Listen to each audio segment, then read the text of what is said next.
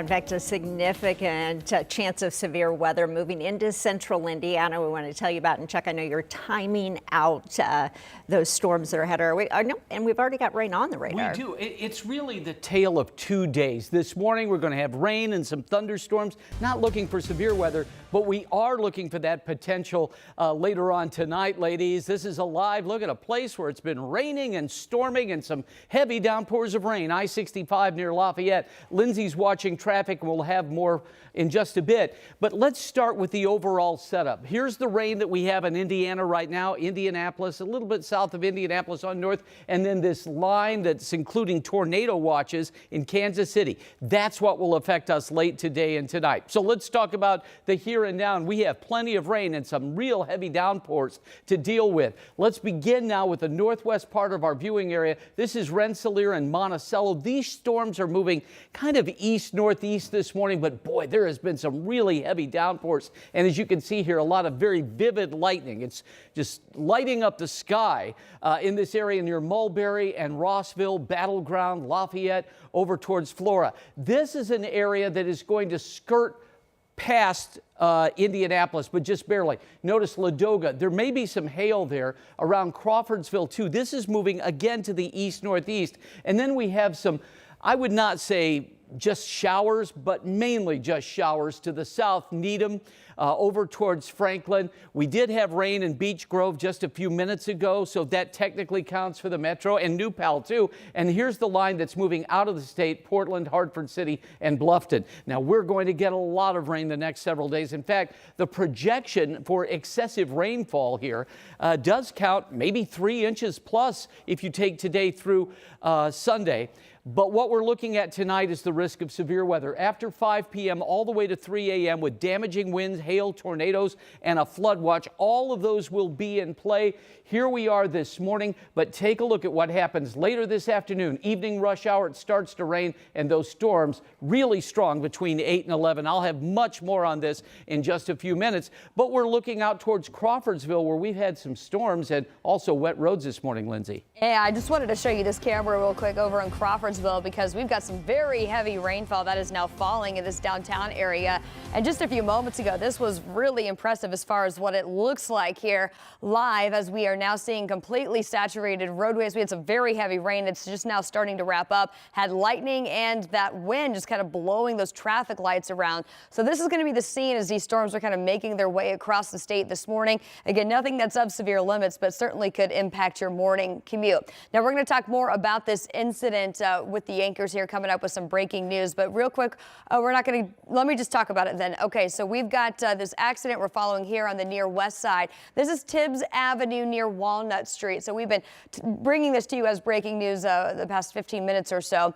We do know that Tibbs Avenue is blocked as they do some investigation here, and the cleanup effort with a 2-car crash sent a couple people to the hospital. So they're going to block Tibbs off for the time being until they can get this cleared. I would avoid this area. We'll let you know when it reopens, but in the meantime, I would stick with Concord Street or Holt Road as your alternate routes compared to Tibbs. Again, this is located on the near west side in between 10th Street and Michigan Street, kind of just south of the Indianapolis Motor Speedway area. Guys? Thank you, Lindsay. Well, we are just hours away now from what the White House is calling Liberation Day. President Trump planning to announce today broad sweeping tariffs. And he's expected to announce tariffs focused on specific countries rather than tariffs focused on specific industries. So it's possible that the Trump administration could go the route of reciprocal tariffs. So right now we know shoppers are spending big, maybe to beat any future price increases. One of the items consumers are zeroing in on: vehicles. That's because on Thursday, the Trump administration will impose a 25% tariff on all vehicles not made in the United States. And that's when tariffs on car parts will also begin. Supporters of the policy say it'll incentivize production in America and create billions in revenue. However, an economist with IU School of Business says otherwise. We don't have enough workers. We don't have enough infrastructure. And so this is why it's inflationary. Well, the Senate is set to vote on a resolution that would block the duties on Canadian goods. So that's what's expected to come. What tariffs are in effect right now? You'll remember last month, the Trump administration imposed a 25% U.S. tariff on imports of steel and aluminum from all countries. That took effect on March 12th. The European Union responded with tariffs on $28 billion worth of U.S. goods, but delayed those for now. Trump imposed a 20% tariff on China, on top of the existing 10% tariffs they were already paying. They responded with a 15% tariff on U.S. farm goods. So what does this all mean for Indiana and Hoosiers? Well, Indiana is heavily rooted, of course, in manufacturing, and that includes industries, especially automotive, but steel and pharmaceuticals as well. Our news partners at the Capital Chronicle report manufacturing contributes roughly $129 billion to our economy in Indiana. That makes up more than a quarter of the state's gross domestic product. In 2023, Indiana manufacturers exported $53 billion in goods to other countries.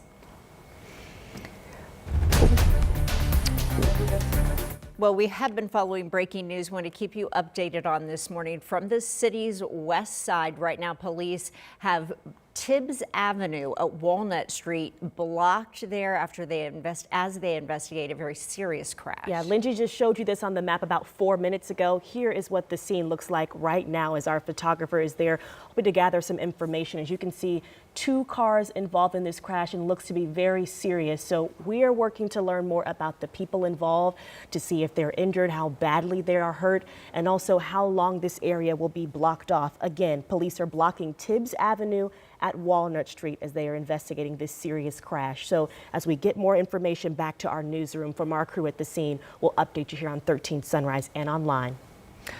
Well, this morning, a video being shared across social media is showing an exchange of words between Indiana Senator Jim Banks and a man who was confronting him about being fired, he said, from the Department of Health and Human Services. Well, now Senator Banks is responding to that viral encounter. Our Matthew Foltz joins us now with a breakdown of what happened if you haven't seen that video and how are people responding. Good morning, Matthew. Yeah, good morning to you both. This video is getting a lot of attraction online. Many taking to our Facebook page, calling it, quote, an embarrassment on the senator's part. Now, in this video, we hear a man tell Banks again that he was fired illegally from his job at the Department of Health and Human Services back in February. Now, here's some of that reaction with the senator. Take a listen.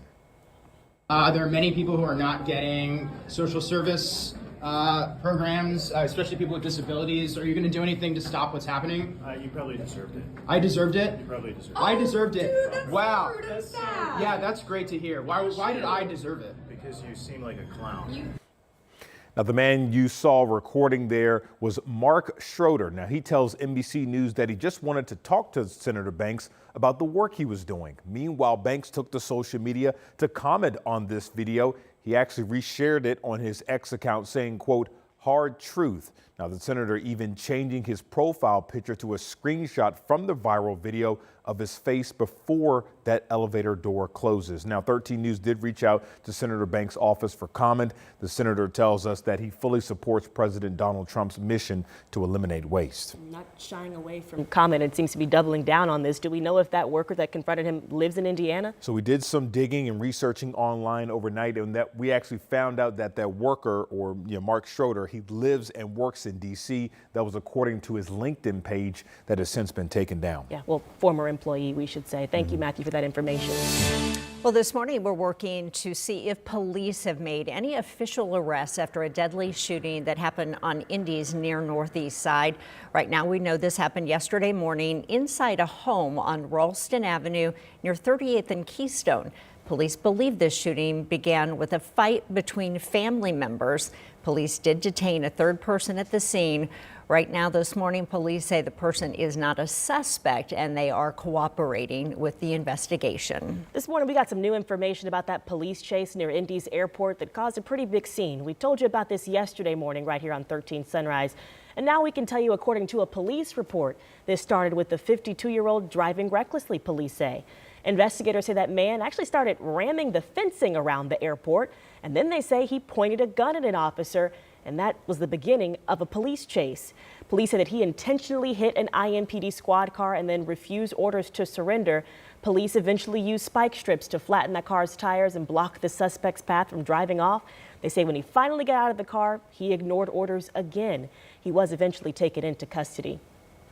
Your time is 6:10. The husband of a former Martinsville teacher accused of sexually abusing students is facing charges of his own this morning. Prosecutors say that Nicholas Fortenberry knew his wife, Brittany, was having sex with boys as young as 13 years old. They say that he even threatened one of those boys. He is now charged with intimidation and failure to report. Also, prosecutors filed a motion for 24 more charges against Brittany Fortenberry. They say that they made that request after more parents of victims have come forward and gotten in contact with police. Investigators say that Fortenberry sexually abused at least 10 underage boys. She is due in Morgan County Court on Thursday.